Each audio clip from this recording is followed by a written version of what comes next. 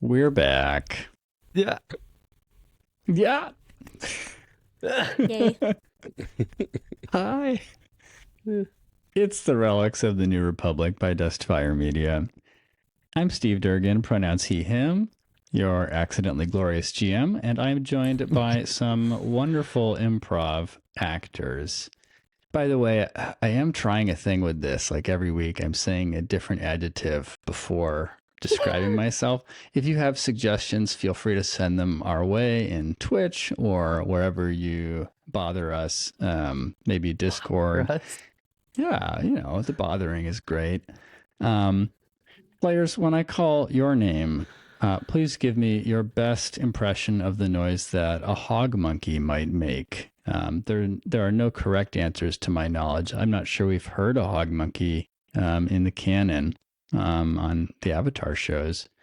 If we have, I'm not hung up on getting that right. So, yeah, let's see. Let's go around the horn, to use Justin's horrible phrase that has now been seared into my mind forever. First, she's good with a bow, but she has her drawbacks. It's Jing Min, played by Danny Wickman. Hi, my name's Danny. Pronouns he, him. My best impression of a Hog-Monkey? Yeah. I don't know who you are. I don't know what you want. If you're looking for ransom, I can tell you I don't have money. What I do have are a very particular set of skills. Skills I have acquired over a very long career. Skills that make me a nightmare for people like you. If you let my daughter go now, that'll be the end of it. I will not look for you.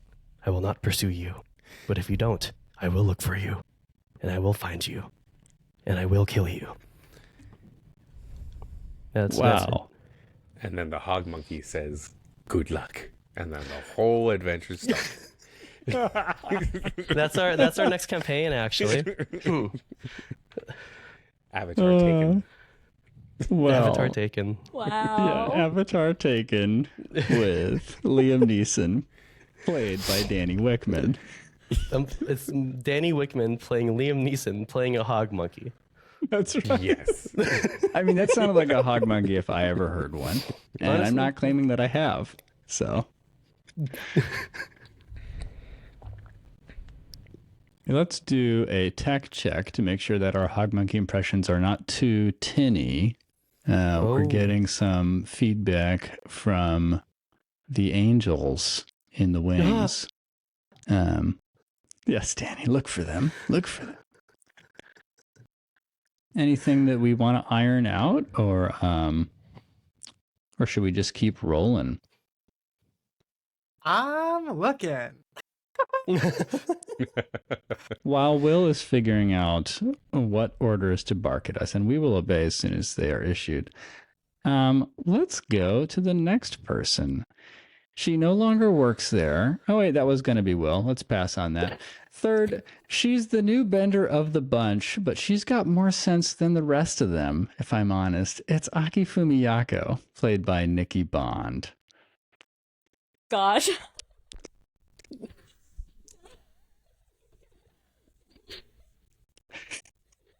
Hog-Monkey just laughs.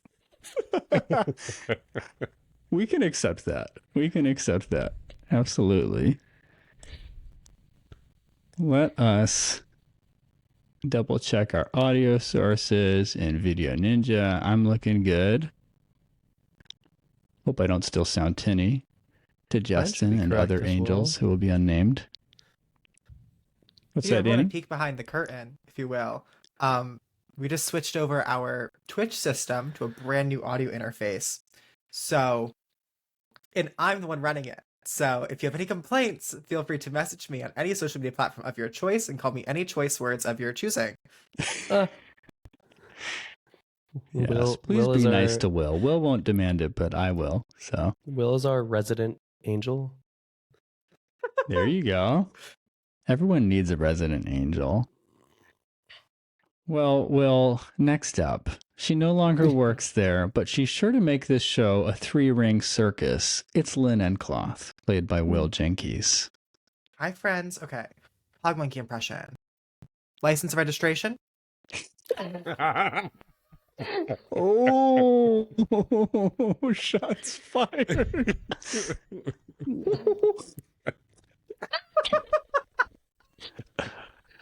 That's my best that was just so good. sequencing or stitching together of two noises. So Not at all Yes. inspired by what Will put in my head. Or possibly slightly. No further comment. Thank you. Welcome. Thank you, Will. And finally, he was once among Aman until things went amok. It's Amuk Sur, played by Gus. That was so good. That was so good. Thank you. I spent too much time on this. No, you spent the perfect amount of time on this, not too much time. I think I will do the only actual sound of a Hog-Monkey and just go. How was that? Yes. Wow, happened. that was good. Now imagine hearing that under your bed. Oh, Terrifying. Now, that's No. a different show actually called The Forge that happens once a month Oh, on you're our right. Patreon. Sorry, I forgot. shameless plug for the Forge for our patrons Yes. only. If you are into Hog-Monkeys Under Your Bed, it's a great show for you. Well, welcome to our show, everyone. Relics of the New Republic. A little banter question. Gus, would you mind asking it for us? This was an organic question from Gus before. I just want to know what everybody's going to do for Halloween as their costumes for their prospective jobs and or just lounging in your chaise at home. Yeah.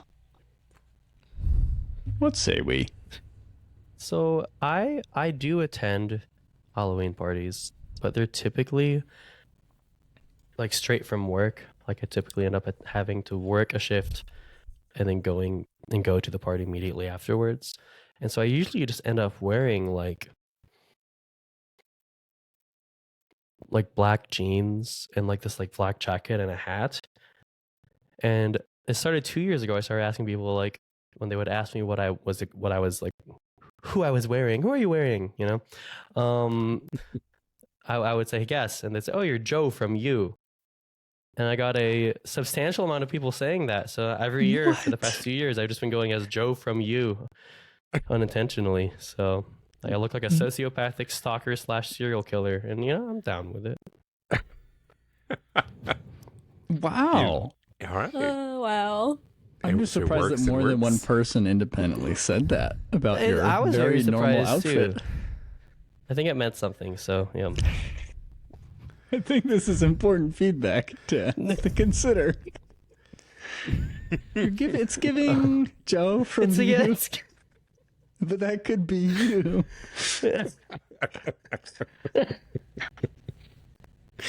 Oh. Thank you, Danny, as always, for sharing your very real troubles with us. Yeah. For me, I would love to be invited to a Halloween shindig. This would be like last year. I did spend Halloween in Spain, but nothing really much came of it, and I didn't expect it to. Halloween is a thing here, thanks to globalization and commercialization and the cultural exports of the U.S. People do dress up a little bit. USA. The Empire. And, you know, we have our things, and one of the things is Halloween. And so anyway, I would love to figure something out this time around. I would not love to spend money on a costume, but I would spend some if I had an idea. So if you have any ideas, please let me know. Maybe I could be Joe from You. Oh my god, group costume? We could all be Joe I'll from be You. Joe from Joe You. from You. Oh my gosh. I do miss the dress up. I already bought what I needed for my costume. I'm just gonna be a little witch. I Nice. love that. That's just so good. Yeah. And Nikki Bond may or may not wear some of said costume next time we are live. Which Yep. costume? I'm gonna be a witch. He was Well doing the played, bit. He was Danny. doing the bit. Oh! He was doing the bit. Sorry. You got her. doing a bit. I was doing a bit. I I'm was like, sorry. no, you walked into it. So It was the ultimate dad trap joke. Yes. I have not seen such a scandal since Updog. No. God. Maybe next time. Maybe next time. Next time. I Well? don't have any Halloween plans. Because I am busy. Blessed and booked and not wanting to cry. That is so Never a bad accurate. thing. Yeah. goodness. What about you, I love it. Gus? I still don't know. My office is like, everyone please come dressed up. But the last time they said that, I was the only person in a panda onesie. No. And I ended up riding up the elevator with someone wearing a $5,000 Armani suit. No. And my life was, what am I doing? What is this? So, you know, the crow was my initial idea, but then I said, I don't want to do face paint. Mm. So we'll see. I'm thinking panda just because, you know, once you've got the panda reputation. I was gonna say something to live up to. There you go. There you go. I was gonna ask. So when you were with this person in a $5,000 suit, did you like grab a selfie or what's that? And I just stood there just like, how strange must this look to someone else if they come in right now in the elevator? Panda, a clearly tailored, very expensive Armani suit. 20 awkward floors of going up an elevator. It was great. Oh wow, what a building! What a building you work in, Gus. Oh wow. Just ask to come here often. You work here Monday through Friday? No? Oh, just me? Okay. I've never worked in a building that tall, to my knowledge. But The hall building. then again, I've never been Yeah. to the top of one of the buildings I worked in. Mm. Well, fun stuff. Fans, if you ever want to submit a banter question that we will answer on the show, I believe it's included in the $1 a month tier on Patreon. I could be wrong about that. Danny, what is that tier called? Do you remember? I tier? believe it's called the Happy to Be Here tier. You are you- correct. The I'm just if you're happy to be here here, tier. If you're happy to be here, give us $1. Otherwise, we will assume that you are not happy to be here. Oh, what a way to torture people. Yeah, I know. What a pitch, Danny. I could just Sometimes I So- just set Danny up and don't really give him a heads up. And keep that that in could be mind. I what just heard the happens. sound of tabs closing. That was scary. Yeah. click. Get out of here. Steve instantly regretting giving me any kind of power or soapbox. No, I have no regrets. I'm mostly just intrigued. It was, Justin just kindly let us know in the chat that is a $5 a month benefit. So you're not happy to be here. So the only Well, you the know, only- if you're happy to be here, we're happy too. You know, whether or not you contribute to the show, we appreciate you being here, yes, despite the things that Danny says in his honest moments. And for the patrons who have been who have already submitted a banter question, if it's been more than a year, send us a new one. You know, I didn't check that with Justin, but here I am with a microphone, the dangerous person. And we got some time, you know? So yeah, feel free to send one our way. For our recap this week, I'd love to put my players on the spot. I don't remember a thing. That's I hey, don't like that. that's okay. Will Jinkies, hi. Hi. Oh my gosh, so crazy running into you here. I know. What a serendipitous thing. I would love a summary of what happened last time. It could be from your perspective. It could be from Lynn's perspective, as if she were just telling a friend. I don't know if she has any of those. That's Um, quite the ass. Okay. Okay, for sure. But first, I just want Gus's rich baritone voice saying last time on the Relics of the New Republic, and then we'll just let her rip with whatever Will has to say. Okay, do we want to be nice to our editor You mean- or not nice to our editor? You mean Justin? Probably nice. To Yeah, Justin, well, I wasn't going to name drop him. Name and be drop like, Justin. our nameless editor. Okay, all right. Should we be nice to Justin and give him 3 options, or should I just do one cold Do the last cold. time on Relics of the Republic? Cold. Okay. Last time on Relics of the So Republic. do you remember those bars we were at? Because I certainly do, and God knows Jingmin does. Because turns out someone stole some money from one of them. Not someone. Someone stole money from Jingmin, one of those bars. So Jingmin goes in head first. Bo shoots a hat off some dude, impresses somebody. Almost gets invited into Red Monsoon? Question mark? One of those things. Then from there, got the money and left because we were good with the bow. Then we walk around the city for a little bit, decode a message, something, something, something. It starts raining. We follow the riddle as best as possible through the city, get to this place, think about a mask. Then we have to put on masks, which Lynn then recreated using some earthbending and some face paints. We get into line, we're like, hey, it's wet. We hate being wet. Torture a mook by making him waterbend the water away. Some really nice guy comes by and he's like, hey, you want to get in early? And we're like, yeah, we love getting early. Actually, we approach him. We were like, hey, we want to get in early. And he was like, Queen, we've got you. Queen, we've got this. We cut the line, and then we repay this kind man by knocking his mask off, and he gets escorted to the back of the corner. This is fair, Will Jenkins' personal was theory. I asking think they for it. executed him, but I have nothing to corroborate that theory. And then, oh right, we were there because there's like this guy who has these things. He was a librarian. He collects things, and he has some stuff on display. One was like a crown of a phoenix. One was this stone, and I love stones because I can earthbend.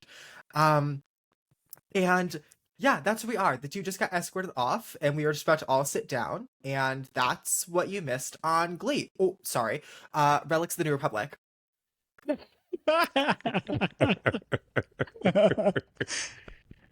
Oh, I loved that. Yes, cute. applause Thank is you. appropriate. I was know, waiting I for did- a I besties did. the whole time. I did pitch for this new campaign to be a musical at one point. So That is on the record. That's true. And now it is on the record in this form. So thank you for that. Well, I thought that was an excellent summary. Will, if anything, you have just cemented in my mind that the next time I'm asked how my day was, I'm like, wait, let me call up Will Yeah, Jenkins. give me the pitch. They will Yeah, we explain got everything. Beautifully done. Well, thank you both. Thank you, Gus, for your rich baritone voice intro. And thank you, Will, for your just thinking of rich songs description. It's just relics of Republic City. We're going on an adventure. Musical episode if we hit 75 patrons for Yes. our podcast. New goal. Ooh, there's a goal. I love that. Now I have to write things And by down. Hold 75, ourselves accountable. Jesus. 80 patrons, and Jinkies will write an original song for us. Oh, Diva, don't say that. Don't worry, I can always ghostwrite the song for great. you, Will. We'll We can work this work. out. There you go. We'll find someone to lift. Oh my god. Well, awesome. Let's have the camera open where we left off in this dark room with a spotlight coming down on a stage and a speaker with a microphone. And some lighting also on 3 lovely artifacts encased in glass. Fumi, Lin, Min, Amuk, what seats do you choose? There are 2 rows of 10 seats each for 20 in total. 1 row close to the stage, 1 closer to the door you came in through. The edges, kind of to the left and right, are in near total darkness, while the front and center are a bit more exposed. Where do you go? Lynn's choosing an aisle seat. as everyone I starts would- shuffling in. I would say probably a back edge to like kind of stay out of the light, considering our masks are kind of made from the street. I do not perceive. I do not perceive.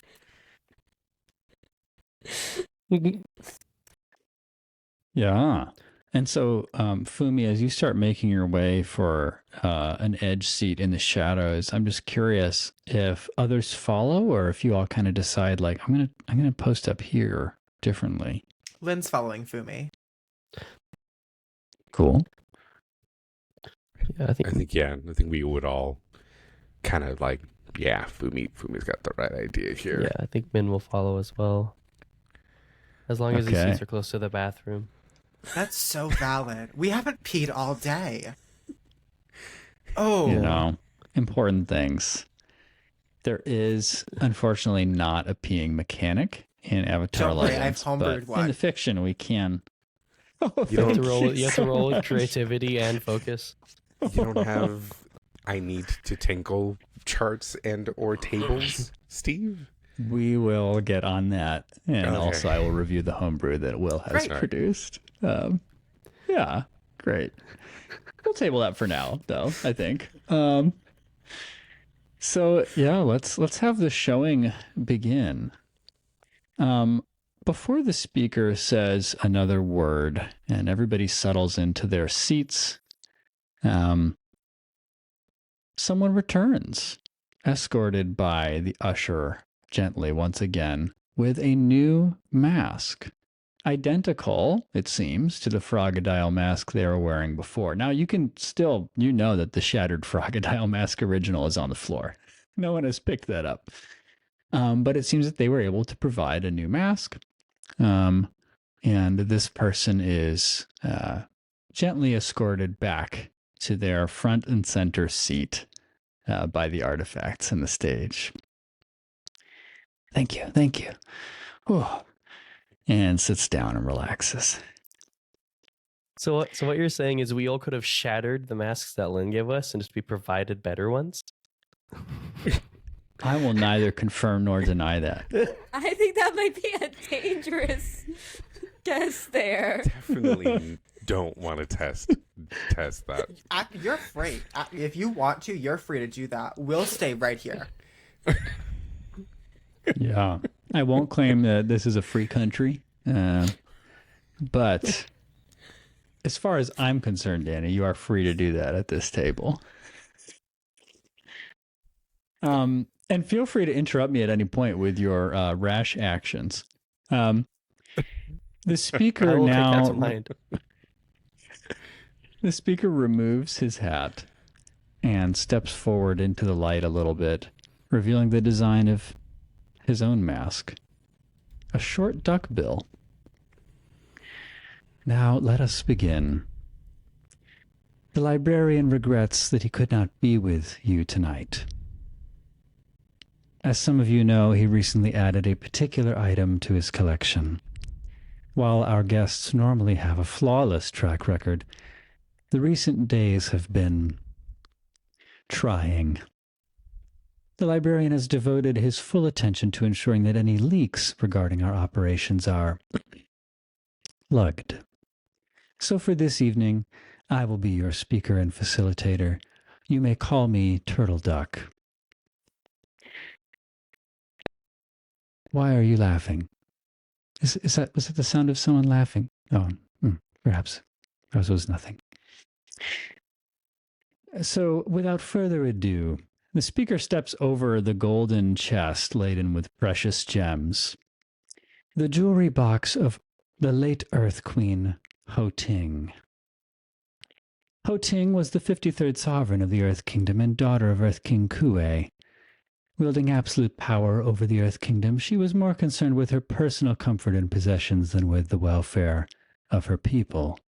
Her reign was marked by revisionist and absolutist politics. She rounded up dissidents and detained them without trial in her dungeon. We cannot trust the Earth Kingdom to keep her memory, and so we must keep it.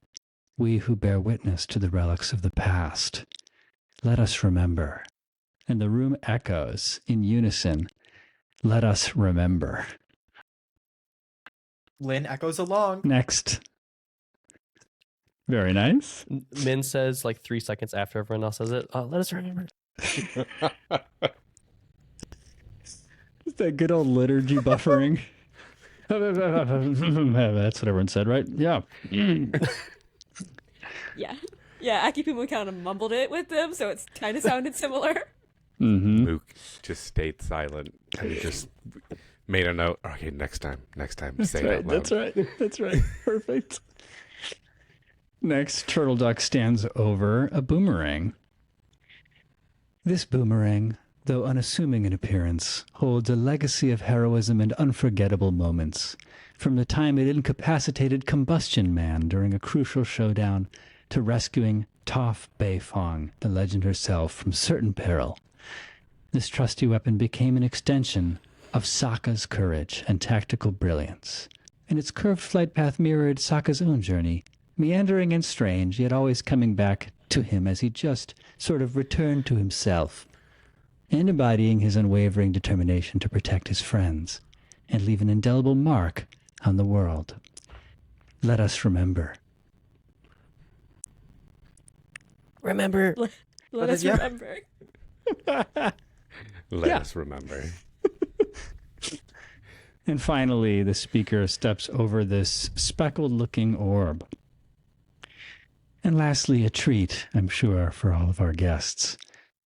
During the 100-Year War, dragons were hunted to near extinction, partially due to their value and partly due to the honor and glory one would achieve by slaying them. This caused dragon eggs to become scarce, nearly impossible to find. But others who were sympathetic to these ancient, marvelous creatures hid them away as best they could, scrambling to stay ahead of the glory-seeking dragon hunters, or tailing behind them to search out abandoned nests. It was through the librarian's fiercest efforts that he finally came upon one such treasure, perfectly intact. It was found inside an active volcano on Nojai Island, the very place where dragons were said to be born long ago. Those who guard the past guard the future. And the room responds, echoing those words. Let us remember. Let us remember. I love that you guys said that. It was such a setup for you. I'm not getting caught. Because the words that were yeah, echoed... it was the you let us guard the past so we can guard the future. That's right. That's exactly right, Nikki. The words that were echoed by everyone except you three were those who guard the past guard the future. But things seem to blur together well enough in the room. Gasp.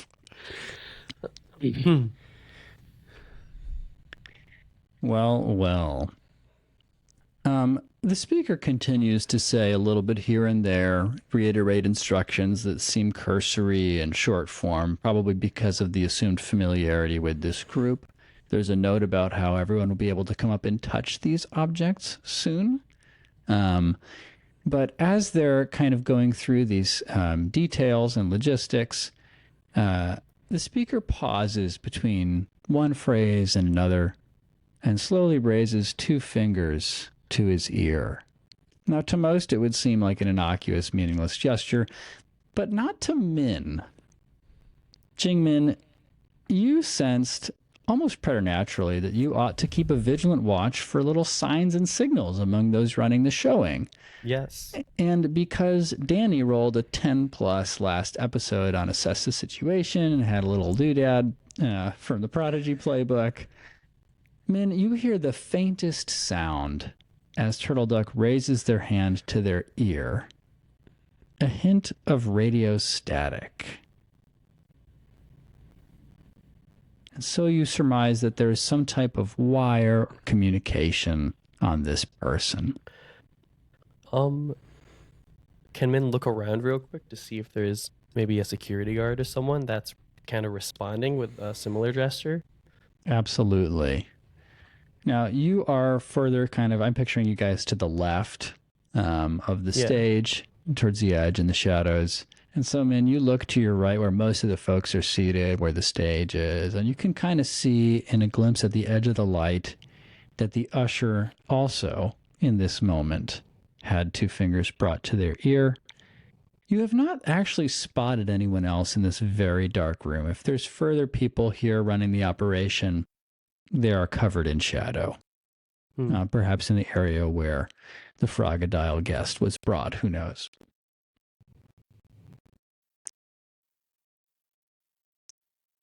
Any other questions at this point? Or shall I continue? I'm good. I think I'm good. Very good. The speaker, after touching on a few last logistics, folds their hands. Unfortunately, I have received word that we have some unwelcome guests. No matter. The rest of you paid quite a lot to be here, and we will ensure a pleasant experience as always. As for our infiltrators, we need not look very far.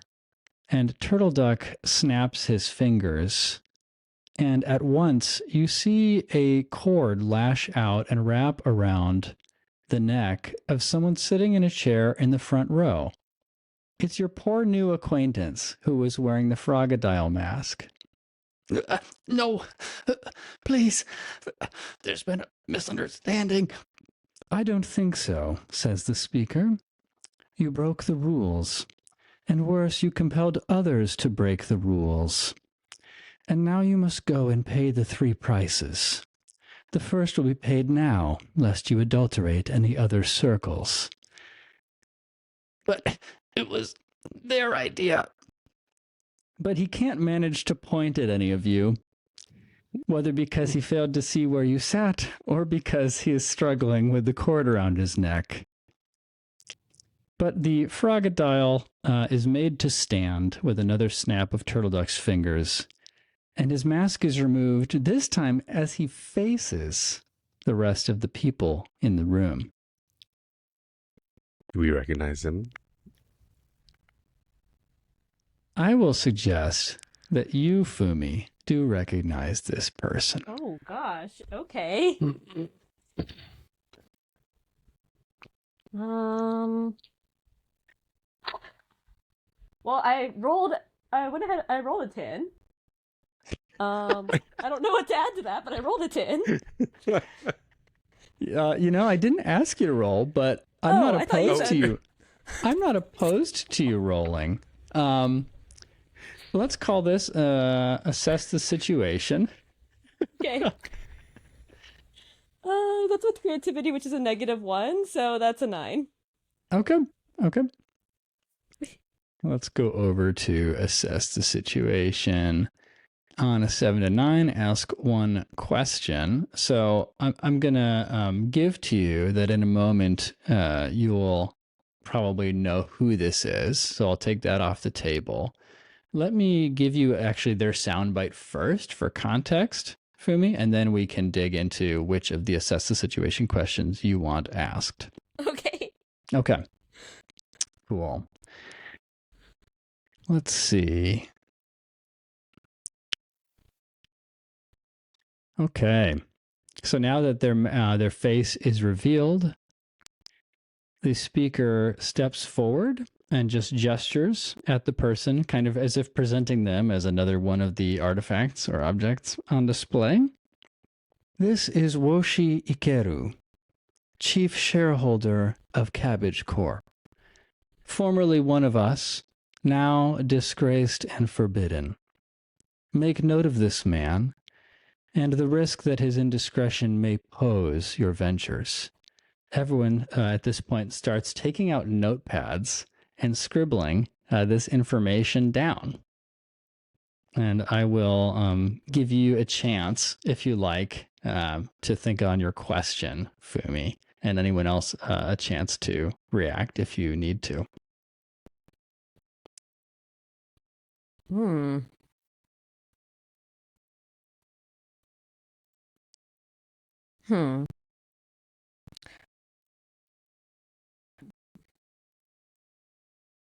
I guess, what should I be on the lookout for? Okay. And just to lean into the fiction a little bit, what does this look like for Fumi, if anything? How are you assessing the situation? I'm Any kind of thoughts trying on to that? decide whether I should like try doing something to cut the rope or whether that will bring too much attention to me here. To cut the rope, you said? Yes. Ah, the cord that's wrapped around Woshi's neck? Yeah. Okay. Oh, okay. So this is kind of a gut question around that? Yeah. Yeah. Okay. Because I What don't think should she I likes be- the look of that. Like, Yeah. Not a good way to happening. treat your guests. no. Yeah. Okay. What should you be on the lookout for? Well. Since you said the word rope, I will clarify what you notice, Fumi, which is that this is a steel cord, Oh. which implies to you that the person who has just used it is either a metal bender or extremely good with lasso. Oh boy. Yeah, that can't do much about that one. And that does suggest to you that it would be quite hard to cut. Maybe there are other options available, but that one would be difficult. Steve. the rope. Yeah. Oh, sorry. No, you first. Okay. So I had to have something in mind, like a question, but I was having a little bit of a modern technology is never on our side. Indeed. Yeah. Is there any kind of chandelier? There's a chandelier on the ceiling of this room. I was gonna You need ask to switch to if there- assert that. Yep. Sorry. I will look up at the chandelier. It turns out the Painted Grin used to be a fancy restaurant, Danny. I'm not going to argue with you. I've tried to encourage some creative liberty in scene setting. So you look up and see a pretty tattered, small chandelier. But what did you want to do with that, Jingmin? All right. We never talked about them confiscating our things, and Jingmin just always has a bow slung on her back. Mm-hmm. Mm-hmm. There was So no kinda confiscation at the door. You're correct. beautiful. So kind of similar to when they were in the city hall. I want Jingmin will just try to just kind of right next to her, position her bow, and as subtly as possible knock an arrow and try to shoot at the rope supporting the chandelier and cause it to fall on everyone. On everyone. Just on whoever it's under, I guess. Just cause it to Incredible. fall. So I understand the functional goal. Can you tell me what the goal behind the goal is, just so I have a sense of what Jingmin wants to happen? Well, obviously chaos will ensue. And I think Jingmin kind of wants that too. I think she also wants to try to create a better opportunity to...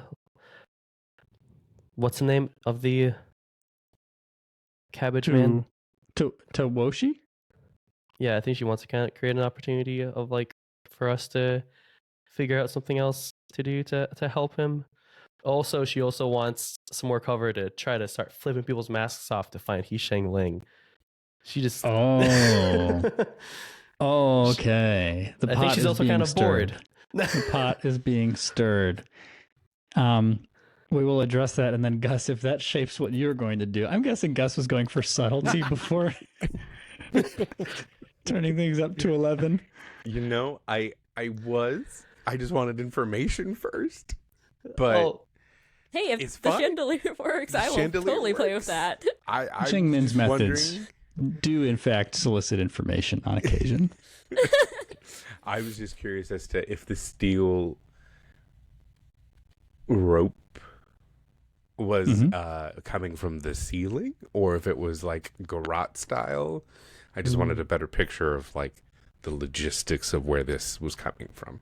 Like if a okay. mook from where we were in the corner to the left could see. Yeah. super the important attack. detail. I appreciate you asking that. So I should have said that the rope disappears into shadow at the opposite end of things. So you see some of it is under the light, kind of at the stage, cutting across opposite to the right side of the room. And so there's probably someone over there who did this as soon as the speaker turtle duck snapped his fingers. Well, Jingmin, this sounds like a roll. Yeah. Yeah. What kind of role do you think this is? I mean, Jingmin's shop.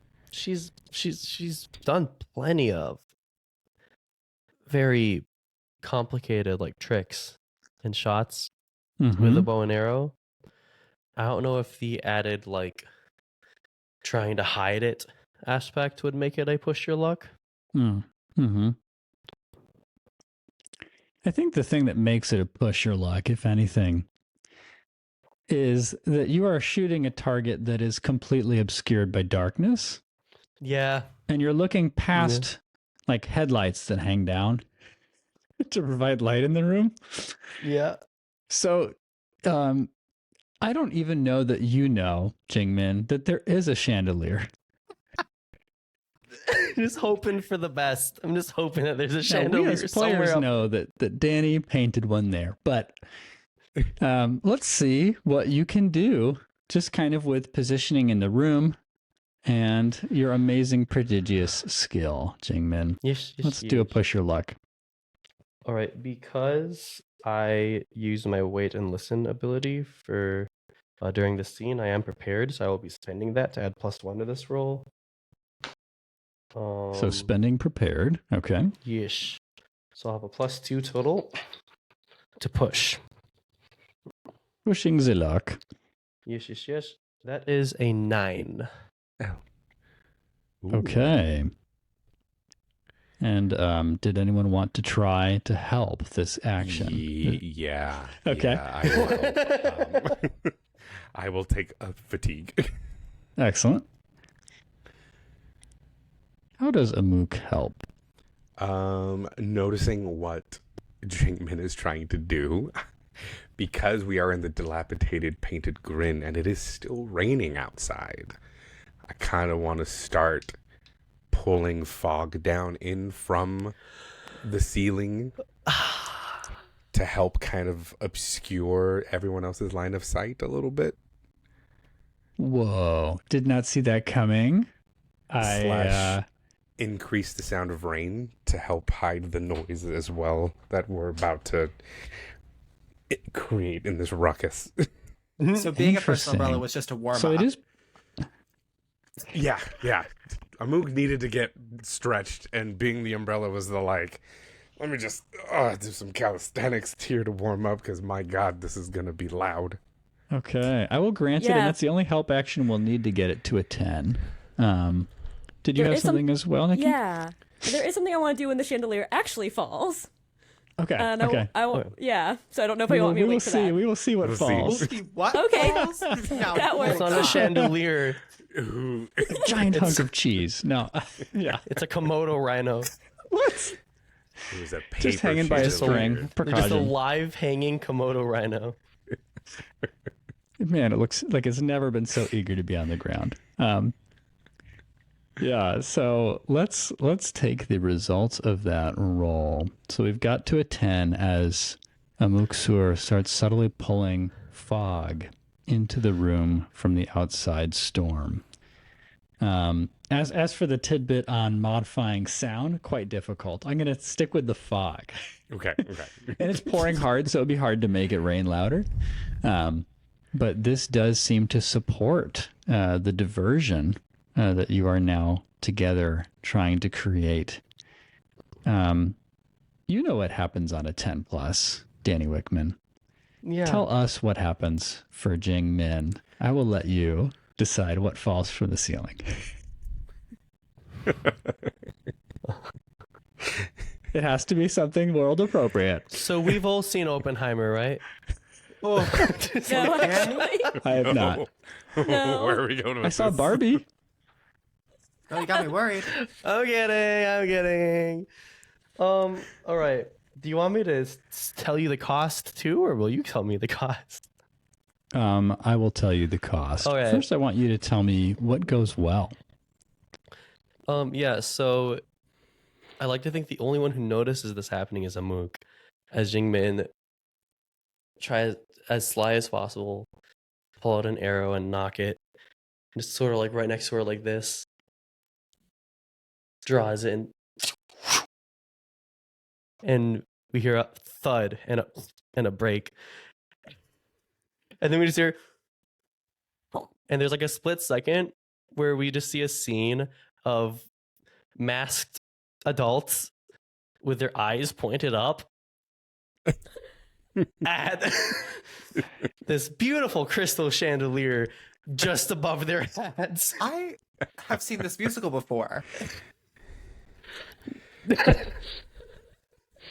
Amuk is just holding half of his mask to his face. Just sing And then we just hear, and the first person to scream is Min. She goes, Well played, men.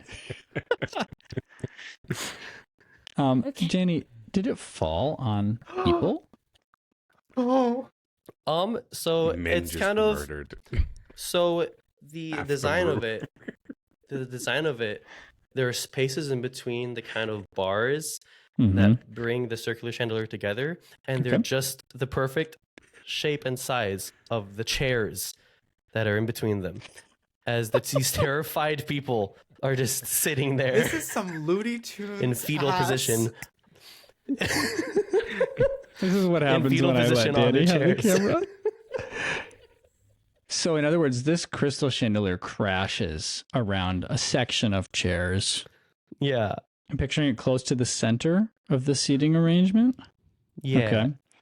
And there's gaps in the chandelier, which thankfully fit these people in their chairs. And so, a lot of shattering crystal, but they are, so far as you can tell, unharmed.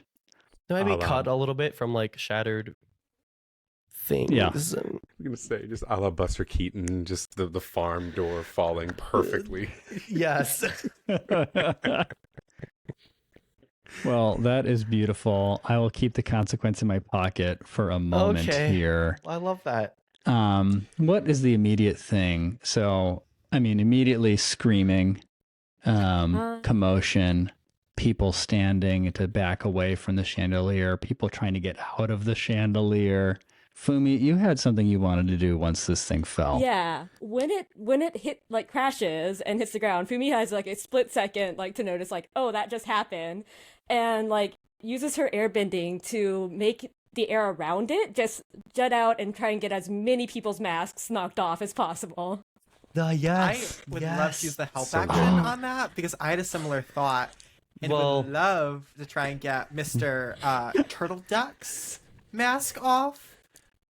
Yeah. And Elena's going to jump up in terror and potentially stomp on the ground a little too hard. Just knock a mask off if possible. Whoa. Okay, the chaos is turning up. Let's see if the help action is needed mechanically, but we do know what you'll be doing to jump into the party, Lynn. Fumi, give us a roll and to make sure I understand. This is you're controlling the air. Can you Mhm. describe kind of like is Kind of- this yeah. Yeah, Tell me more. it kind of just like almost like a little whirlwind that jets out from the chandelier as it hits the ground. So like it already makes like a little dust cloud, and this is kind of just pushing off from it so it looks like it's natural, just more powerful. So the goal of deception, the goal is to make it seem like the chandelier blast has removed masks. Yeah, Excellent. exactly. Seize the chaos. Do you think, how much experience do you have with this type of precision bending, Fumi? You've been airbending for a year.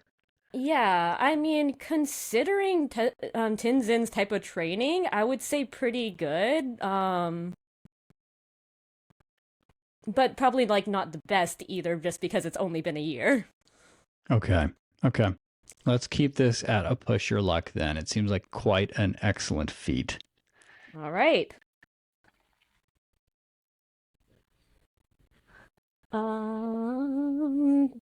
7 plus passion, which is 2, so that's a 9. Oh, 7 plus 2 is 9. Very passionate. Excellent.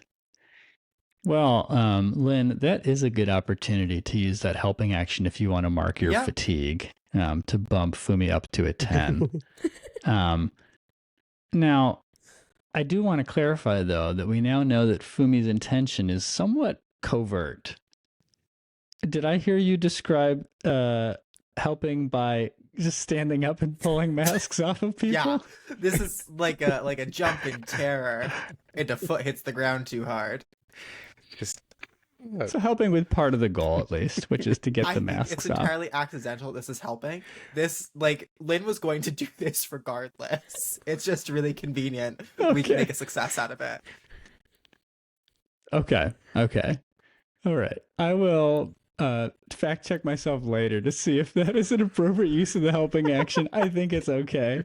I think there's enough alignment here to defend the case. So yeah, I mean, Fumi, you got a 10 plus.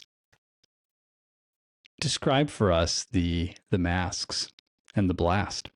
Yeah, so the blast of wind, like the chandelier hits, there's like a very slight pause, but not enough that anyone would really notice, and the wind just like takes the whole, like spreads throughout the whole room, besides like our little corner. Masks, especially like the close ones, go flying off people's heads, and like some of them hit the wall and break. Okay. Excellent. I wonder if I have now 2 consequences in pocket for Oh, these no. 2 push your luck items. Oh my gosh. I will stretch a little bit of your blast, Fumi, and I will have Jingmin's mask also be blown off. Oh no! The one who fired the arrow that brought down the chandelier. Now you are still mostly in darkness. There's still fog swirling into the room, now chaotically disturbed. There's still tons of commotion. So it's hard to say in this split second how consequential it is. But Jingmin, you feel that mask, and it is just blown clean off of your face and into the darkness. And you hear a distinctive shattering sound as it hits the floor. Somewhat. So this sort of happened when Jingmin already started to do something. And this happens, she sees that and is disturbed, but then keeps doing this as quickly as possible within the very short amount of time she has. Jingmin wants to try to make as many as possible. Basically, she's pulling out extra bowstring she has, and she's taking 2 arrows and kind of tying the string between them. Till you make a bola. Yeah, kind of. The idea is like an arrow bolas. She wants to be able to fire 2 arrows at a time to act as a bolas. And she wants, I don't know if she can just make one, but she wants to see how effective she can do this quickly. Just tying knots between 2 arrows. The back Tying knots between 2 arrows on string and firing 2 arrows at a time. And the goal is, sorry. Well, she doesn't want to fire them right away. She just wants to make them right now. She's just making them for use. You're just making arrow pairs that have string between them. Yeah, like Gus fletching. said, they're bolas arrows, essentially. I'm unfamiliar with this term. Bolas. There's are a little, those, like those stone things on ropes that you like for the Oh, throne. cool. Like, I didn't know that's what it was Yeah. called. I was just calling those cool spinny thingies. All right. Yeah, and you throw them and they wrap around ankles and trip people. legs, or they just Okay, so you They are get just cat- trying to quickly make these in the Yeah. dark, Jingmin. Yeah, Okay. Have you made these before? I think so. Yes, I think so. Maybe to like lasso birds or like fire ferrets back home. catch As some one monster does. ducks. Yeah, lassoing Yeah. wild rats. fire ferrets around the neck. Yeah. Let's roll a rely on your skills and training for that one, Jingmin. Okay. And while you do that, let me think on anything else unfolding in the room. Okay. Mm-hmm.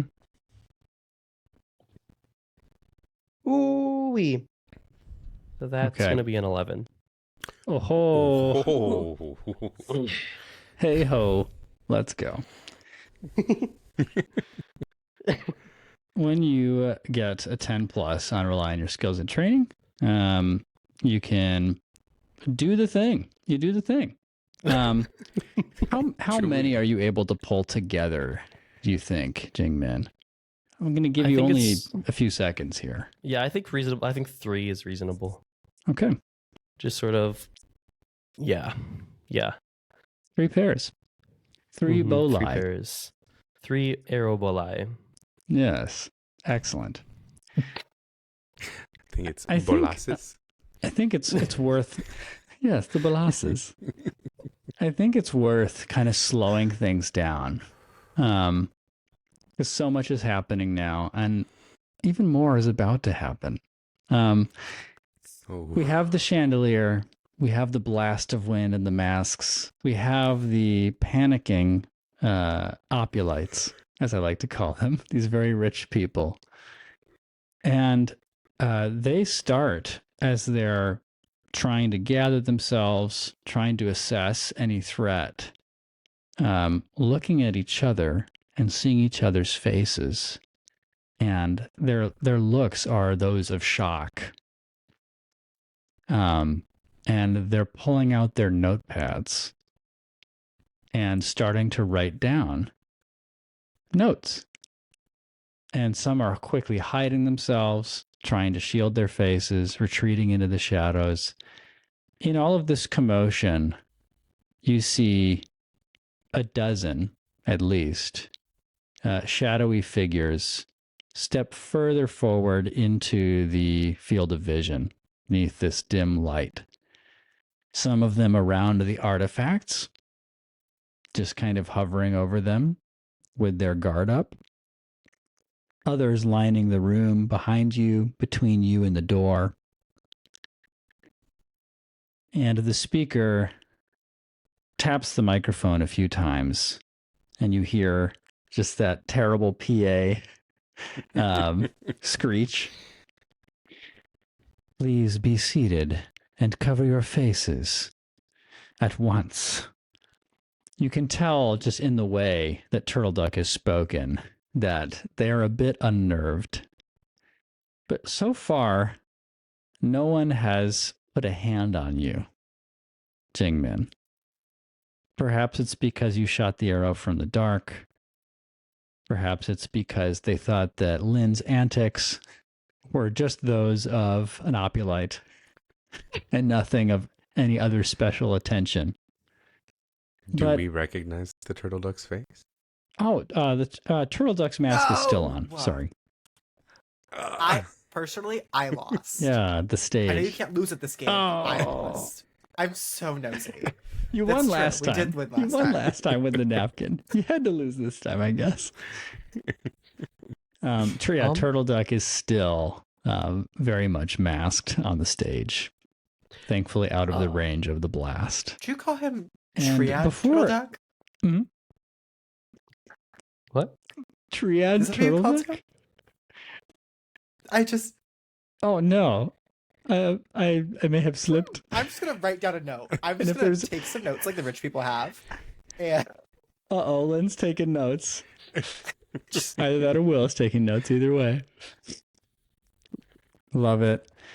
Before you can do anything else, the end of Turtle Duck's phrase just kind of goes, and the PA seems to just click off, and so do the lights. And for a moment, you're in total darkness, and you just hear signs of struggle and scuffling and the whipping and lashing of metal bending cords.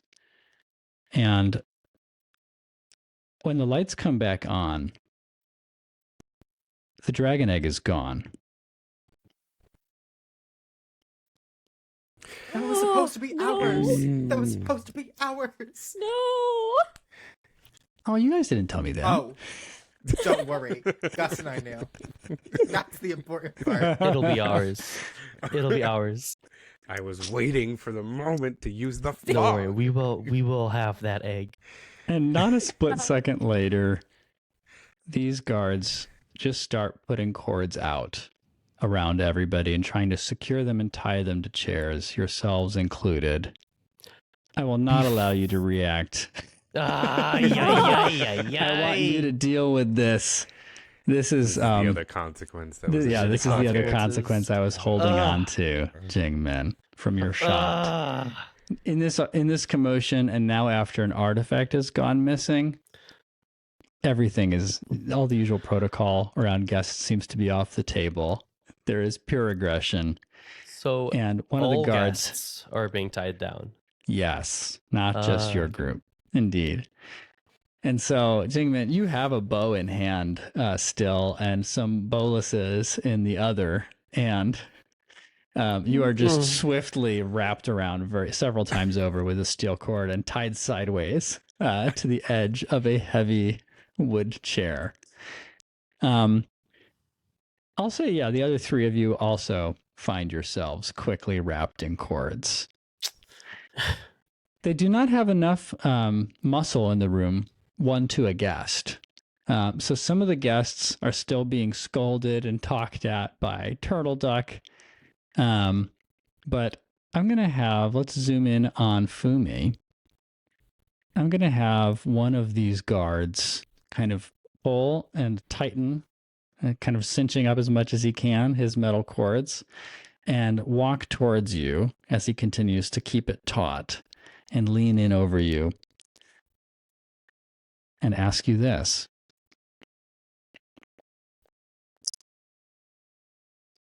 Who are you?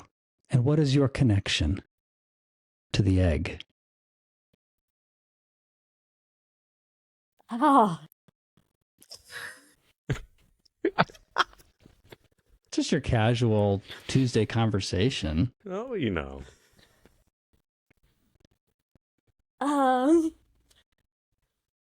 I don't have a connection to the egg.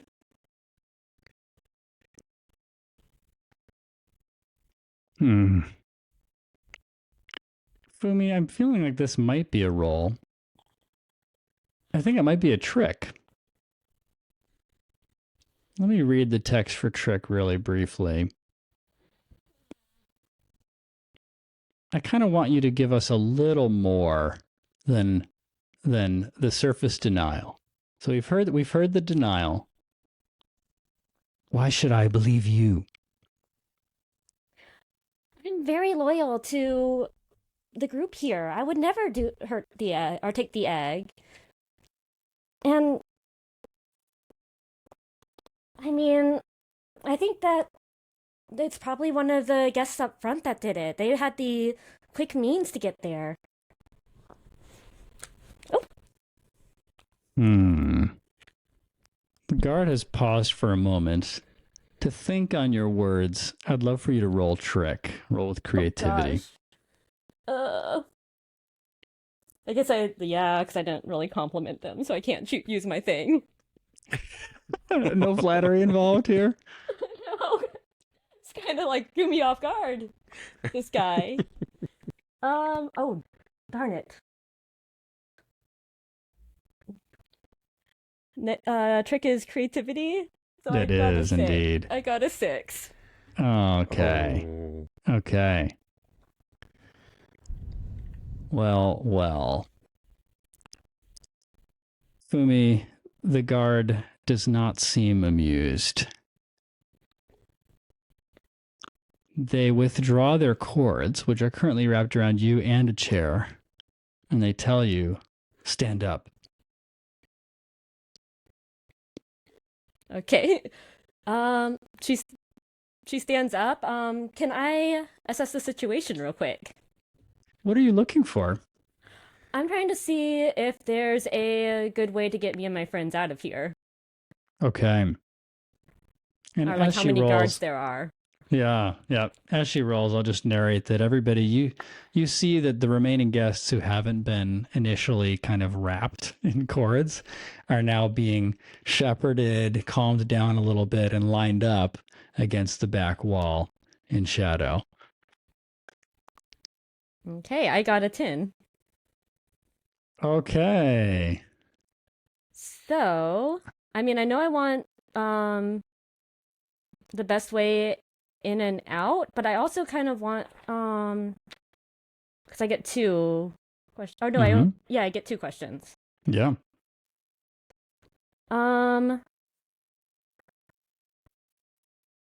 Well, I guess like because my friends are tied up. What here can I use to get them untied? Okay. What here can you use to free them, basically? Mhm. Yeah. Yeesh. Yeah, what here can you use to free them or get them untied? I'm Oof. assuming I'll probably have to attack some guards for that, though. Yeah, Fumi.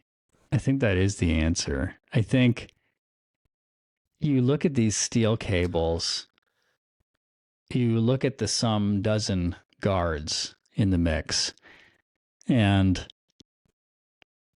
you estimate that really it's just going to take full force of combat to incapacitate these folks and get everyone untied manually. That doesn't mean it has to be everybody to get out just your friends, but that's probably your best path. And as far as the best way in, or out rather, in this case, you know that there's the door you came in through.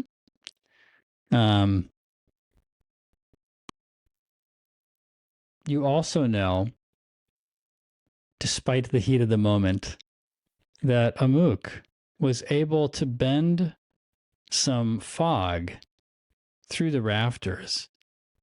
And that suggests to you the idea that perhaps there's a way out up top.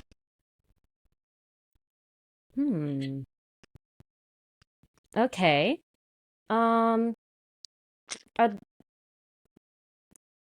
Okay, so I'm going to start, like, when I stand, kicking the chair at the guard that's questioning me. Oh, the kick. Let's cut, though, to focus on Lynn, because I gave you a few moves there. I'm curious how you react to this, Lynn. You've just been wrapped in cords as well. You said that the lights cut out. Are the lights still out on everybody? Sorry, they did flicker back on to reveal the missing dragon egg. Got it. Okay. You know, Lynn is surprisingly okay with this. Because, hear me out, right? We just caused a Phantom of the Opera style chandelier crash. We just knocked a bunch of masks off a lot of rich people, pissed off a lot of very powerful metal benders, and right now maybe isn't the time to start causing another ruckus, because I fear that we've accidentally cut ourselves off from attending another one of these, potentially tracking down more relics in an organized fashion. So right now, Lynn's trying to stay on the good side of these bad people in hopes that in some morally gray way, we can return here at some point, or at least Lynn can, if nobody else can. Okay, so we're playing the compliance card of all cards. I love that. The Adrift playbook, right now we are at a +2 to stability. Not wanting to knock the cabbage cart is quite literally the whole point of this. Yeah, maybe we've shaken that cart enough. Yeah, and Lynn is quite shaken, says Lynn. frankly. Yeah. Excellent. Thank you for that. I'm going to introduce another little thing before we cut to some fighting, it looks like, from Fumi's kicks.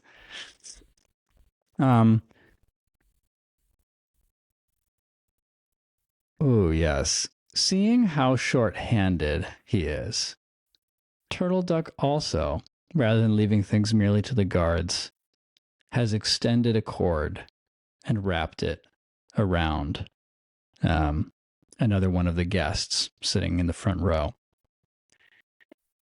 And as they're trying to look back and forth and bark orders, they don't realize that this guest starts to glow as they put a hand on the steel cord that has been, snaring their neck, and they channel lightning into the cord, sending it right back to Turtle Duck. Ooh. Turtle Duck convulses and shakes violently before releasing a terrible croak and dropping to the ground. And then this solitary figure, who you've now noticed, of course, because of the lightning, which is a stark contrast to the rest of the room being quite dark. They just kind of unwrap the metal cord that was around their neck. Otherwise, any notable appearance details, they're wearing a beige trench coat, a fedora, and a Hog-Monkey mask. License and registration. So rolling in style. License and registration. License and registration. Ah, they're undercover. So that is hilarious. And so, Fumi, as you begin to kick, you see this happen out of the corner of your eye. And this figure in the Hog-Monkey mask starts joining the fight against the guards. Others seem to be more panicked, screaming, scrambling, obediently lining up against the wall to answer questions, pleading for their lives, insisting that they didn't break the rules while hiding their faces from the other rich people around them. There's so much chaos and panic in the air. Not from this person, and not from you, apparently. I think we'll stay out of exchange mode for now. In this commotion. Tell me what you want to happen, Fumi. What I want is to free my friends one at a time. So, like, I want to just use my airbending to throw chairs, throw masks, whatever I can at the guards that are holding them. I'm actually going to start with Moksur, see if he can use his waterbending to help. Okay, so you'll try to focus your efforts there on freeing Amuk. Yes. Amuk is tied fast to a chair, so if you throw wind at him, you may just knock him over. Still may be progress. At the guards. Very good. Yes. Thank you. Sorry. Thank you for catching that. Yeah, I've got the guard that's like holding on to his cord. Before Steve narrates a very unfulfilling consequence. Yeah. I'm not going to make you roll for that. It sounds like a totally reasonable thing for you to do, to blast air at the guards. It looked like you were about to say something, Gus. Oh, I was going to say, I had the best BS way to make it still work, even if the air was coming at me. I was ready. Okay. Awesome. All right. And so you knock some guards right into Amuk, two of them specifically. One falls over your lap, Amuk, and has let his cable go slack, the very cable that wraps around your chair. It's still tight around your body, but you have a window here of opportunity. Let's focus on what you do and then go to the others. Okay. You said the guard that was holding me fell onto my lap? Yes. Yep. Knocked right over, and then it's still tight, but I need to do something. Can Amuk... No, Amuk will, not can, will waterbend a way to break the chair, to not focus on the bindings, but move the chair out of the way to be able to, like, snake out of the bindings that are tight. So you're trying to use waterbending to assist kind of snaking out of the bindings. Out of the bindings, yeah. By breaking the chair.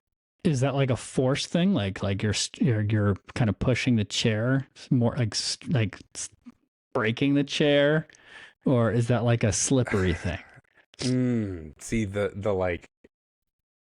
thing for me would be like, I put the water in between the cracks of the wood in type of a deal. No, I think it's gonna be more of a slippery thing. So it's like just being able to slide out of the bindings better. Okay, and just so I'm clear, where are you drawing this water from, Amuk? It's from the fog that is still in the room. Hey, okay. So a little bit of the finger action here while you're still tied to the chair, bringing some fog in. Just kind of like just creating that like layer just for that slippage.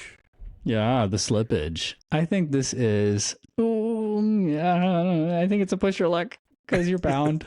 But I love it. It's kind of like last time when you pushed your luck to break through the ropes. I know.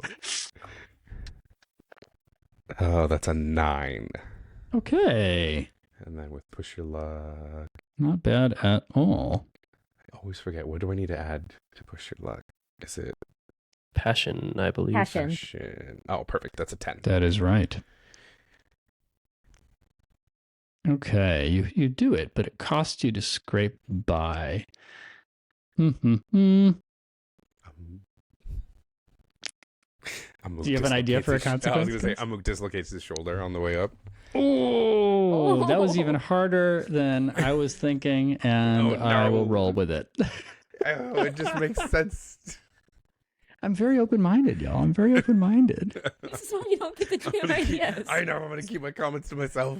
You know, we always have to be careful with these things, right? Yep. Don't tell Steve too much, because he might actually use it in the fiction. You are fighting hard to slip out of these cords, Amuk. And you manage to shimmy and shift your weight, and the guard who collapsed across your lap rolls off onto the floor before kind of coming to. And you have this window, and you throw your weight to the side and tip the chair over and press yourself through these cables.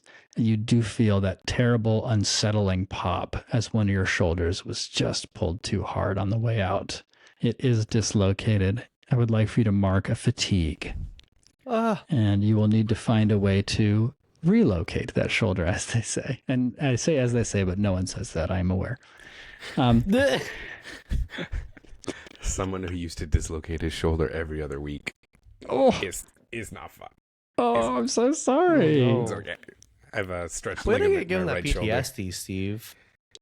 Oh, yeah, you're right. Maybe that was a line and veil thing. Retcon. Remember, you have the X card. You also have Oh, the no, chat. It's fine. It's gotten better. It's gotten Player so much safety better. is top priority, but not character safety. And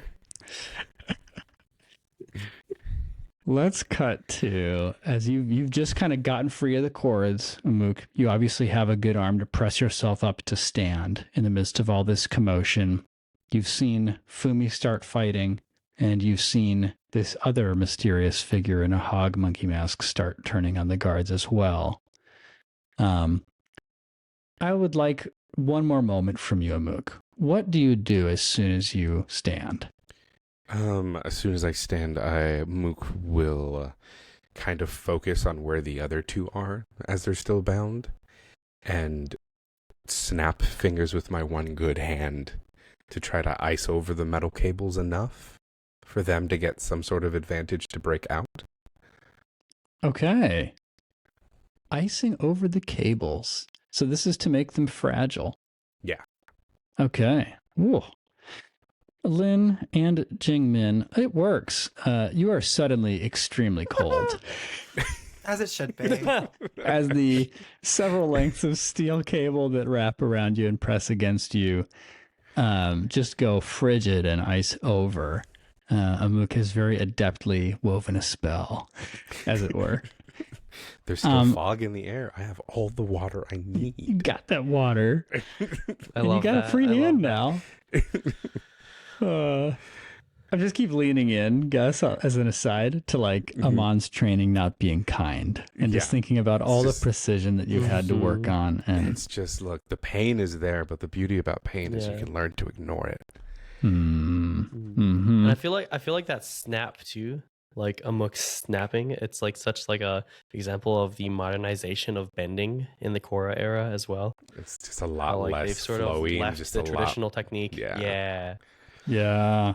In my it's so brain, true. in my mind, I was Yeah. like picturing Roy Mustang doing the thing. But Yeah. nice. Yeah. That's awesome. Well, let's cut to Jingmin. Jingmin, you've already accomplished a lot tonight, one might say. But what's next for you? So I think Xingmin. Well, obviously Xingmin notices her binds sort of freeze over, and she's like, "Oh heck yeah!" And she tries to topple her chair over to impact onto the ground and hopefully break her binds. Maybe. Okay. All right. Frozen though they may be, these are steel cables. I'll have you push They're your steel luck. Cables. Okay. Pushing.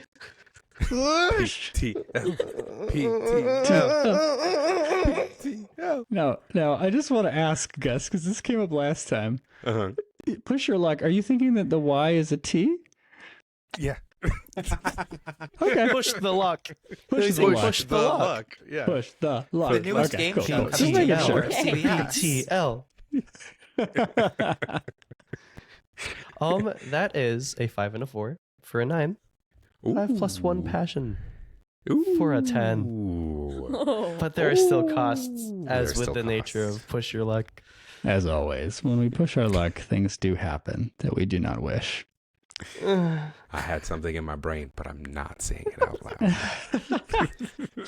It's okay. We do not need to fear the consequence in this game. We why am enjoy I the kind of consequence. scared? Why am I scared of what Gus had in his brain? I know. Let's see if we lean into Gus or not.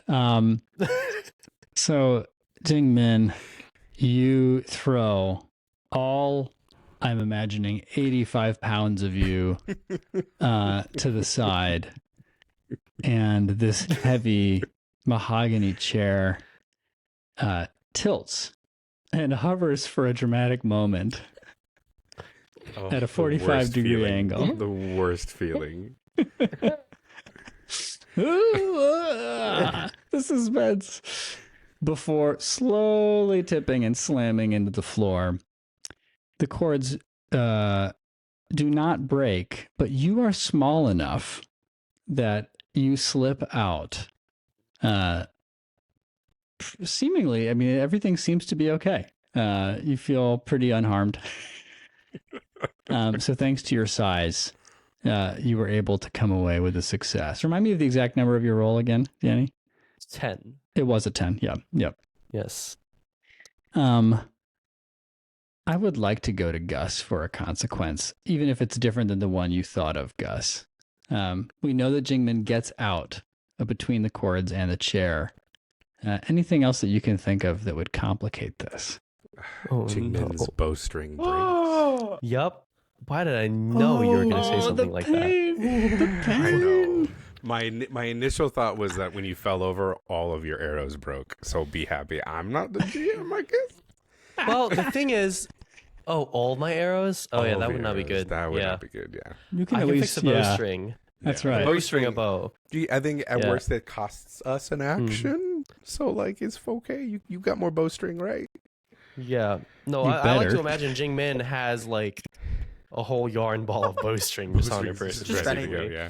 No, she has, like, a whole, like, roll of bowstring. Yeah. Yeah. She's constantly using that little guy. Yeah. So, yeah, I mean, as you struggle out of this thing, and you had the boluses and the bow in hand when you were tied to the chair, that string just runs the wrong way against these unforgiving metal cables that were now iced. And you just hear the familiar snap of a bowstring. You've heard this sound before, Jingmin. He's heard it many It's times not, before. It's not cause for panic, but it is. I think an right now it offset. is. Well, maybe. Sorry, I won't take that from you. You can have your panic. Fumi, all of this unfolds in a matter of maybe 2-3 seconds. I'd like to come back to you. What do you do? You've just Well, so- kicked. Yeah, and It's the chain of take care of events. Omuk's guards. So since Min seems to have herself handled, then I'll focus on well, first of all, are there any guards coming towards me I need to worry about? Not at the moment. They seem quite Okay. occupied with the Hog-Monkey mask wearer. We can just refer to him as the Hog-Monkey for short, I guess. Okay, then I'll focus on the guards holding Lynn and see if I can probably just like use my wind to like just throw them into a wall. So as you turn, Fumi, to look at Lynn, you realize that no guard is currently attending her. She has no Oh. signs of struggling to get out. She was wrapped in cords. Whoever wrapped her in cords left the cord and has moved on to other more contentious or difficult guests. Lynn is really leaning into the compliance, it seems. But Sitting you just are smiling, welcome to Serene Lynn has untie her. ever Oh seen. well. Stability. Just Stability. Just kind of give her a look like, are you gonna help? Lynn is gonna earthbending raise her mask and smile and then put it back down.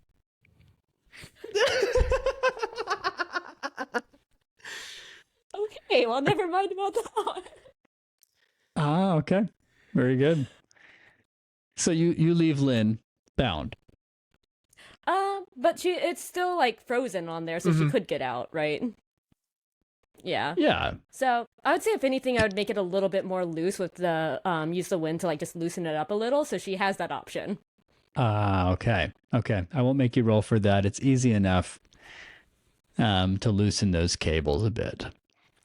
I love the contrast of action right now. The rest of you, and yeah, Lynn sees this too from your vantage point, Lynn. You're just kind of gently looking to the right to watch things unfold from your corner of the room here. And you see that 3 guards have gone down before this lightning bender, the Hog-Monkey. And he actually, at this point, starts making for the artifacts that are still on the stage undisturbed near the limp body of Turtle Duck. Okay. Nope. Lynn's gonna make a move because there's some pretty stuff up there, and I don't really want to lose that. I wasn't sure what would twist your arm. I didn't know this would be it. Okay. That was it. Stuff. The stuff. Lynn is going to spread their legs and send their mask through the chair, breaking it, hopefully creating enough breaks so the chair's thick enough where that would make the ropes even looser. She's going to stand up. Hopefully they would fall. Yeah, yeah.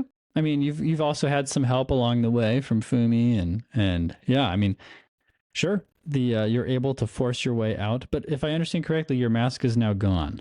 Yeah. You Well, I said mean, yeah, okay. It's All right, rocks, so you're you know, and Lynn's the one controlling it, so maybe it's just on the ground now. Maybe it's not gone. Maybe Okay. it's just there. okay, so Yeah, not just shattered, gone. On the floor. Yeah. Yeah, but you're going maskless. Yeah. Okay. Maybe that wasn't the right. Who cares? Anyways, Hey, I'm just making sure I understand. There's a lot of maskless people in here right now, thanks to Fumi. So Lynn is going to also run up to the pretty things on the stage, and in her best attempt, just snatch off Turtle Duck's mask as she runs by, because I would love, 1, to have that mask, and 2, to know who that is. the Not Hog-Monkey. the Hog-Monkey, the Turtle Duck. Ah, sorry, the Turtle Duck. Okay, so you step down and you pull this mask off of Turtle Duck. Okay. Yeah. Steve hasn't thought about who this person was yet. I've thought about certain things, but I don't always just have facial descriptions on deck. I gotta be straight up honest with you. I was like, it was. I completely understand. I completely Yeah. understand. So having been shocked, the expression etched into Turtle Duck's face is a bit unnerving, Lynn. But you can tell that on a normal day, not having been shocked. Thank you for these facial impressions. For those who are on Twitch, I hope you're enjoying this. You can tell that on a normal day, this gentleman would actually be quite handsome. Good for him. Yeah. Otherwise, just a higher forehead. Depends on if you're into that or not. Or neutral. Yeah, short black hair, and otherwise nothing noteworthy. But you would remember this face. Great. From now I remember on. that face. Yeah. Also, does he have a pulse? Can we just really quickly check that? Is he alive? Yes, Lynn. You do Okay. feel a heartbeat, and yeah, though it seems irregular.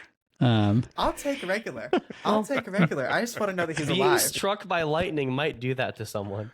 Yeah. I don't know how advanced medicine is in this stage of things. I think it's pretty good, but whatever exposure you have to that, Lynn, you just know that there's a heartbeat. Easy peasy.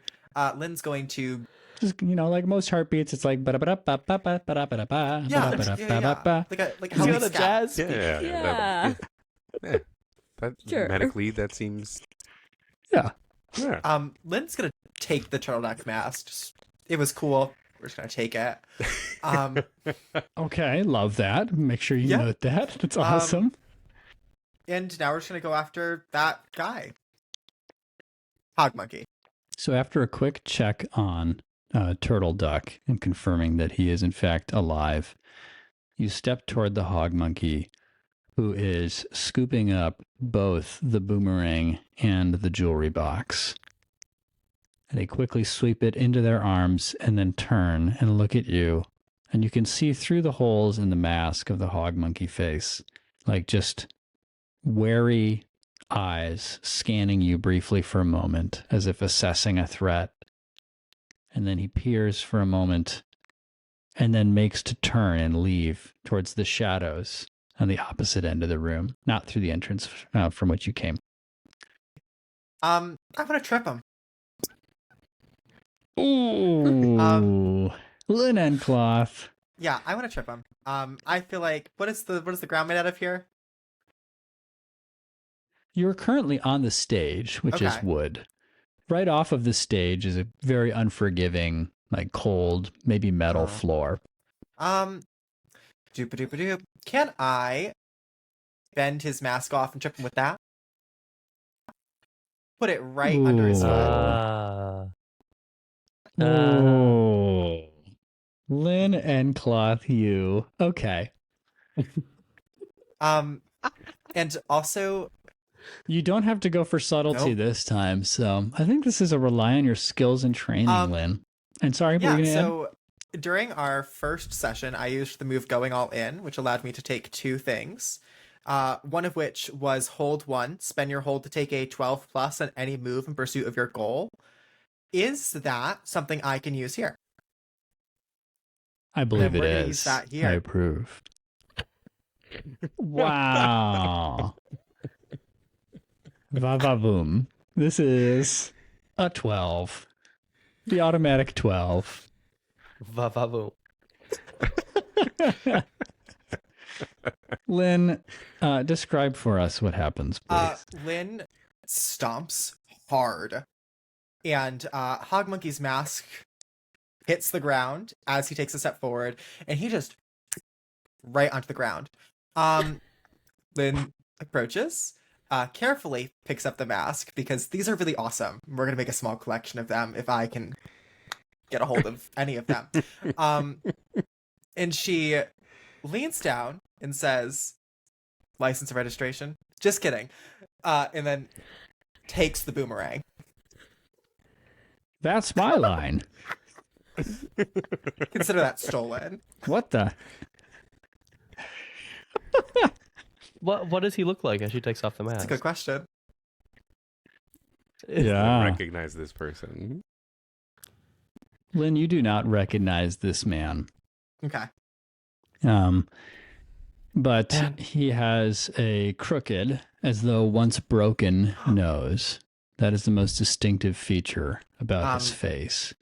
He's got a bit of light scarring as well, and just kind of a look of like perplexion that is accented by some like aged lines in his skin. Like it looks like he often wears the perplexion look.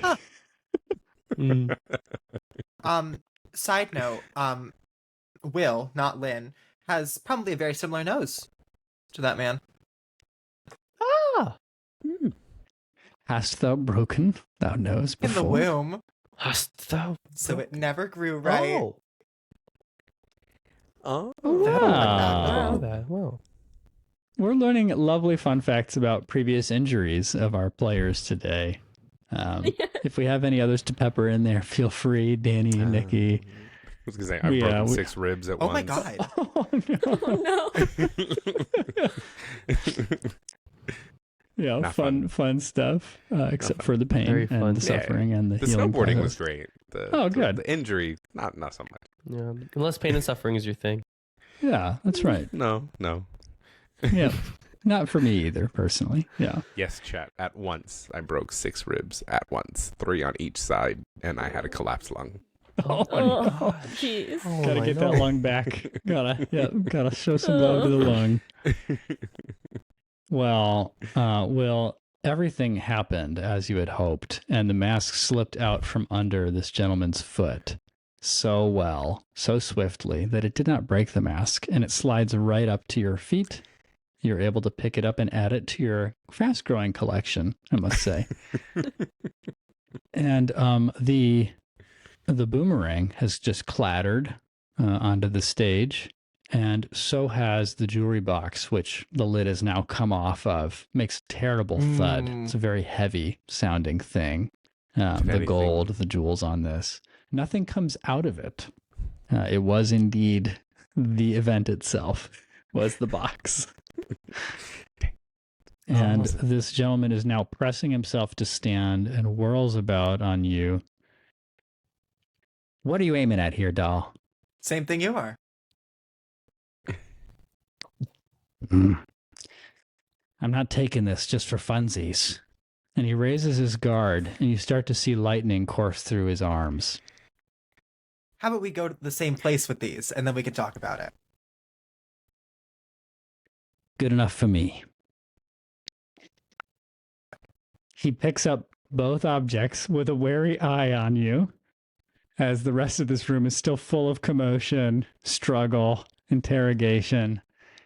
2 guards dive at the stage as the Hog-Monkey, I'll still call him, despite the absence of mask, starts to exit the stage. He narrowly dodges and escapes them, and they fall against the stage. Lynn, you have an opportunity to follow him wherever he's going. Yep. Let's cut to the rest of the group. Anyone else feel anything pressing that you want to add to the mix? So right now we just gotta basically try to figure out how to escape, right? Table talk is okay, players, if you want to take just like, you know, we don't want to spend a ton of time on it, but 10 seconds or so here. The best way out is up, I find. Yeah. Well, the first thing Jingmin starts doing as soon as she can, like the first thing she does is start restringing her bow. Yeah. Fair. Mook wants to try to steal 2 or 3, maybe 5 of the people's notebooks that got thrown out by the chandelier crashing. Oh, smart. I love that. I didn't think of that when I made that world building detail, so now I'm on the hook for providing information. It's like, hey, if they've done these things before, they've got notes. Mook, you see in the mess of this room, the chandelier, the chairs, 2 notepads have already been dropped. So that's a pretty easy gimme. Other ones you would have to peel off of the guests. They're dead bodies. Oh, I haven't killed them, Daddy. Knocked out, knocked in. I don't know. For some reason, when he said bodies. peel off, I just pictured them being You gotta dead. peel I don't them know. off. This is Roaring 20s slang, Danny. Come on. I don't actually know if that's correct or not. It could be. I don't know either. So, Amuk, what approach would you like to take to get these notebooks? I'll just pick up the easier ones. Is our friend, in big air quotes here, still alive and or being held up? That's the other question I have. The Froggadile mask. The Froggadile mask. Yeah, the Froggadile is now lined up against the wall, being compliant. Still has, if I'm not mistaken, a mask on. Was facing away from Fumi's blast. Fortunate enough for him, didn't lose his mask twice. Oh, no, sorry. The mask was stripped in front of the group. Stripped in front of the group, Yep, that's true. The mask is intact, but was removed. So, yeah, you can see him. Fumi, you still recognized him. You've heard the name. What do we call that character? I have a note here, unless you have it handy, Nikki. I do not. Woshi. So, Woshi Ikeru is in the lineup Gus. And that's where most of the guests are at this point. Some of the guards have them under wraps, and some of them are moving back towards you, Jingmin, and Fumi. Hmm. I'm just going to grab the easy notebooks and not try to take anyone else's and pickpocket our way out. Okay. You scoop up 2 notebooks, Amuk, before the guards can reach you. Fumi, did you have something? Yeah, she's just trying to protect her friends, but also see what happened to the artifacts. Like, all 3 of them, really. Like, see if we can see anything going on there. Okay. Sounds like another assess the situation. Yes. Okay. Go for it. You would think by now I'd remember what to add to it. Creativity. Creativity. One. So 7. Okay. Good enough. And give me a little more specifics on what you're looking for, if anything. And if you want to do that through the question you choose, that's fine. Yeah, I'm mostly trying to figure out where they're at right now, if they're like caught up in the chaos, if they're still just sitting there free to like grab, because I'm assuming I haven't seen yet. But also see if like the dragon egg is anywhere still, or not still, but more of if I can see any hints as to what happened to it. Okay. So this is a version of what should I be on the lookout for, perhaps. Yeah. Yeah, so no sign of the dragon egg. And as you look up, you see that the other artifacts are gone as well, and you see Lynn quickly following after this figure who was bending lightning moments before into the shadows, just starting to fade out of sight. But Fumi, you do glimpse something on the stage, and you surmise that this was beneath or around one of the artifacts, kind of where they were placed, because it's kind of still there relative to the spotlight. You just see like the shine of a little bit of fresh paint. It's black, and there's something, it's a little too far away right now, but it could be a character, it could be a drawing, it's hard to tell from here. At this point, I'm going to have, as you're looking away, a guard punch you in the side of your jaw. I would like for you to mark 1 fatigue. All right. It's just a tough time to assess the situation, you know what I'm saying? Yeah. If I give you It is, details, that's I got to fair. give you a punch in the face, you know? I was about to get a punch right back. Ooh. Jingmin, you have strung All your right. bow in record All right. time with prodigious hands. She's done it very, very, very many times before.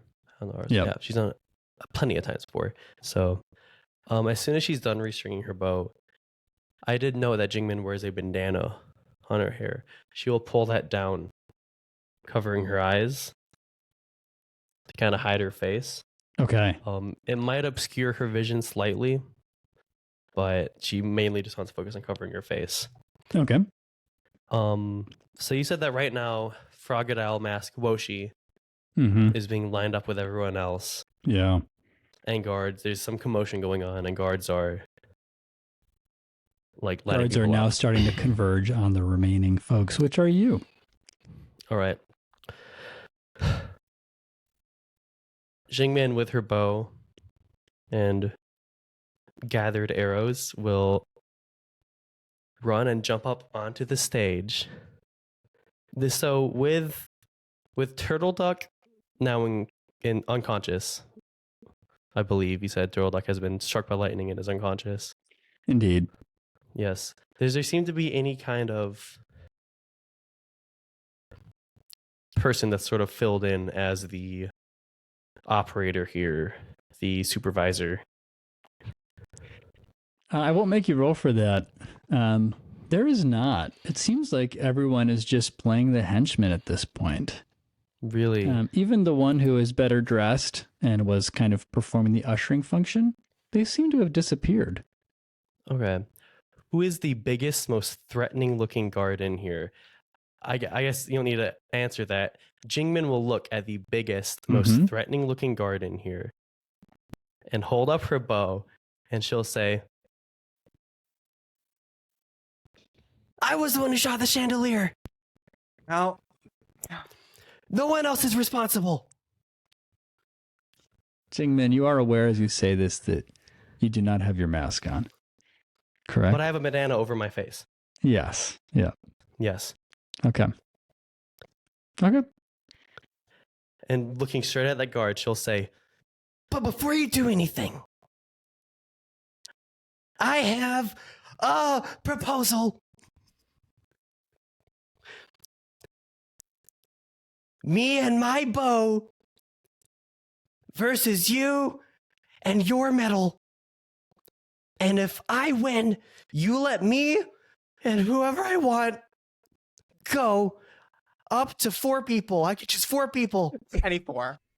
And if you win, you can do whatever you want. And I want to try to use my move, my prodigy move challenge. I was going to say, what move is this? This is so interesting. Can you read challenge for us, Danny? So challenge. Looking at Jingmin, just like, come on, kid, no, not this plan I again. just love how like adorable Jingmin is, and yet Yeah, just she's the tiny. sheer energy that just emanates. So challenge reads, when you throw a boastful challenge at an opponent before a fight, roll with passion. On a hit, the challenge lands. If you win the fight, choose one from below. And there's a list of things that I can choose from if I end up winning. But the challenge goads the opponent to impressive heights. They may choose one extra technique in every exchange for the duration of the fight. On a 10 plus, I also clear all fatigue at the end of the fight if I'm victorious. The 4 kind of conditions, the 4 like rewards basically that I can choose from if I win are, so yeah, if you win, choose one. Your opponent must either teach you a technique of theirs or help you master one you already know, give you answers or an item of your choice, acknowledge your superiority and shift your balance twice towards excellence, or take your side in a future conflict. Whoa, those are major rewards. On a miss, they dismiss your challenge and refuse to fight, and they inflict a condition on you. So this is, to me, a stretch of the at least the textbook purpose of the move. And I know that you've given Jingmin's kind of alternate reward or framing of like an agreement if I win the challenge, which I appreciate. It is strange to challenge someone to fight who is already fighting you. But I'm sort of more asking if like saying like, hey, me and this big boy right over here, if I can beat him, you will let us go, you know? Yeah. I'm trying to make it seem like, I'm trying to put it in the guards' heads like, oh, there's no way this kid can beat this guy. So they actually accept it, you know? I still have to roll for it regardless to see if they even accept. Oh. And to be clear, this, as you read it, is not a combat technique, correct? It is not. It leads directly into a combat, though. It creates an exchange, which I've never seen before. Exchange. It just it forces my GM hand and turns it into an exchange. This would have been throwback to Flying Bison. This would have been perfect for Che to have. Yeah, it would have. It would have. I think this is not the time for this glorious move. Personally, I think there's too much fudging that I have to do to make it work while still giving you any mechanical benefit. Yeah.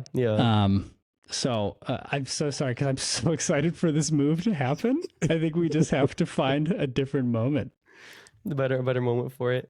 Okay. With our remaining minutes here, now Jingmin, you have said, of course, all that you said. You've challenged these guards, right?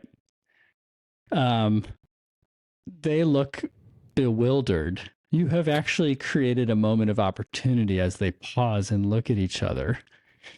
Like, what? is this child yammering about? And so that will give you kind of an extra second if you take it to make for an exit, whichever exit you choose. Mook just starts running and trying to run towards Jingmin Mm-hmm. and just do the bigger person thing. Just pick up Jingmin like, we're not doing this today. Underneath her arm, just looking back at Fumi like, we got to get out of here now. It's also gonna go towards where Jingmin is on the stage, but she's trying to also see like what that paint was that she saw from afar. If it's any clearer up close. Yeah. So thanks to Jingmin's many words of loudness, the guard that struck you, Fumi, also turned for a moment bewildered. So like 3 or 4 guards just like checking each other, what like, is is this happening? for real right now? Serious? You were behind able us to as we stabilize run. yourself and to take a look just before all of you dash out of the building. Fumi, you see, it's very distinctive as you just catch a closer look at this. The shape of a paw painted freshly into the wood just beneath where the dragon egg was. Huh. Okay. So it's got kind of the main part of the paw and then 3 pad prints. 3. Mm-hmm. Okay.